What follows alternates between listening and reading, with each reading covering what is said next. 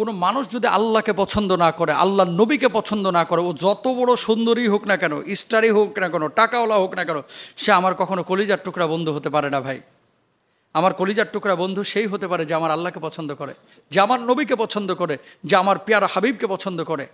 প্রিয় ভাইরা আমার, এই পৃথিবীর বুকে অনেক মানুষ আছে যারা নাস্তিক মুরতাদ বেঈমানদের সাথে বন্ধুত্ব করে, এবং তাদের সাথেও আছে, মসজিদে হুজুরের সাথেও আছে গোল আলুর মতো। হুজুরের সাথে গেলে হে আল্লাহর বলি, আবার বেঈমানের সাথে যখন বসে তখন এর চাইতে খারাপ আর কেউ নাই। ওরা অ্যাটিচিউড এরকম হয়ে থাকে।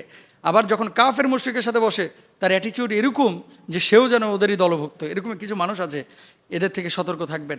গোল আলু মার্কা মুসলমান হওয়া যাবে না। মুসলমান তাওহীদের ব্যাপারে, একত্ববাদের ব্যাপারে, অকাট্য দলিলের ভিতরে যেগুলো প্রমাণিত, এই সমস্ত বিষয় স্ট্রং থাকবে, শক্ত থাকবে। কখনো অমুসলিমদের সাথে ভালো আচরণ করবেন, কিন্তু একেবারে মিশে